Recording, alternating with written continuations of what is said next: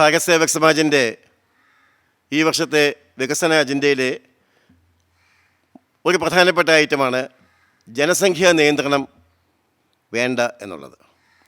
ഇവിടെ ജനസംഖ്യാ നിയന്ത്രണം നിർബന്ധിതമാക്കിയിട്ടില്ല നമ്മുടെ രാജ്യത്ത്. പക്ഷേ ജനസംഖ്യ വർദ്ധിക്കുന്നു, അത് വികസനത്തിനൊരു തടസ്സമാണ്.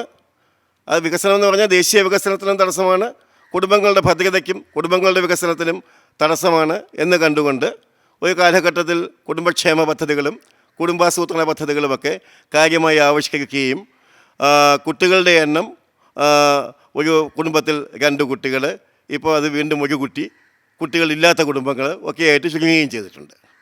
എന്തുകൊണ്ടാണ് വീണ്ടും ഒരു തിരിച്ചുപോക്കിനെക്കുറിച്ച് ഞങ്ങൾ ചിന്തിക്കുന്നത് എന്ന് ചോദിച്ചാൽ, ജനസംഖ്യാ നിയന്ത്രണം കമ്പൽസറിയായിട്ട് നിർബന്ധമായിട്ട് ഇവിടെ നടപ്പാക്കിയിട്ടില്ലെങ്കിലും നമ്മുടെ രാജ്യത്തിന് ഒരുപാട് പുരോഗതി ഉണ്ടായിട്ടുണ്ട്.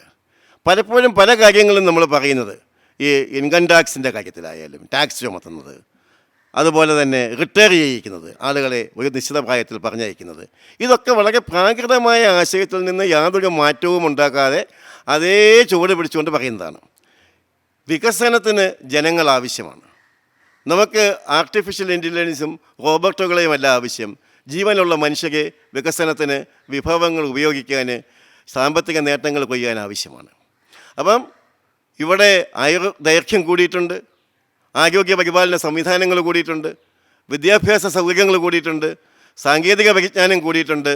രാജ്യത്തിനകത്തും പുറത്ത് പോയി പഠിക്കാനും ജോലി ചെയ്യുവാനും അങ്ങനെ ഒരു ആഗോളവൽക്കരണത്തിൻ്റെ പശ്ചാത്തലത്തിൽ ലോകത്തെമ്പാടും തന്നെ വളരെയേറെ മാറ്റങ്ങൾ ഉണ്ടായിട്ടുണ്ട്.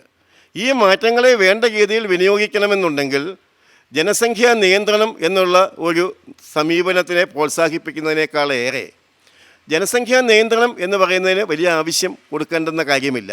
ജനസംഖ്യാ വർധനവിനെ പ്രോത്സാഹിപ്പിക്കണം എന്നല്ല പറയുന്നത്.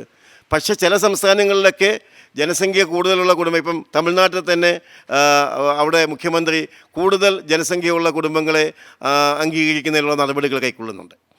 ഇവിടെയും നമുക്ക് ജനസംഖ്യ കൂടുകയാണെന്നുണ്ടെങ്കിൽ ആ കുടുംബങ്ങൾക്ക് കൂടുതൽ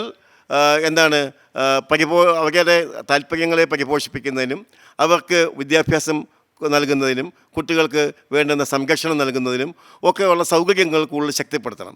അതായത് സർക്കാർ ചില കാര്യങ്ങളൊക്കെ ചെയ്യേണ്ടതായിട്ടുണ്ട്. അതുപോലെ സർക്കാർ ഇതര സ്ഥാപനങ്ങൾ, NGOകൾ ചില കാര്യങ്ങളൊക്കെ ചെയ്യാൻ സാധിക്കും.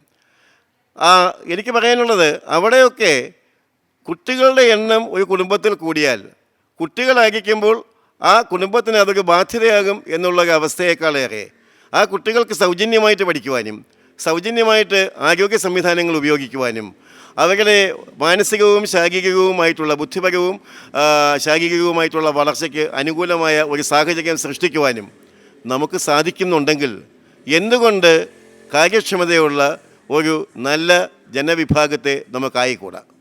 സർക്കാർ ഇപ്പോൾ ഇക്കാര്യങ്ങൾക്കാണ് താല്പര്യം കൊടുക്കേണ്ടത്.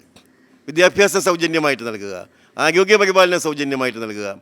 നമ്മുടെ ജനസംഖ്യ കൂടുന്നതിനനുസരിച്ച്, സാങ്കേതിക വൈദഗ്ധ്യം കൂടുന്നതിനനുസരിച്ച് ആ വിദഗ്ധരായിട്ടുള്ള ആളുകൾക്ക് എത്തിച്ചേരാൻ പറ്റുന്ന തൊഴിലവസരങ്ങൾ പുതിയതായിട്ട് സൃഷ്ടിക്കുക. അങ്ങനെയുള്ള ഒരു പ്ലാനിങ്, ഒരു ആസൂത്രണം വന്നു കഴിയുകയാണെന്നുണ്ടെങ്കിൽ നമുക്ക് വികസനം കൂടുതൽ നേടാൻ സാധിക്കും.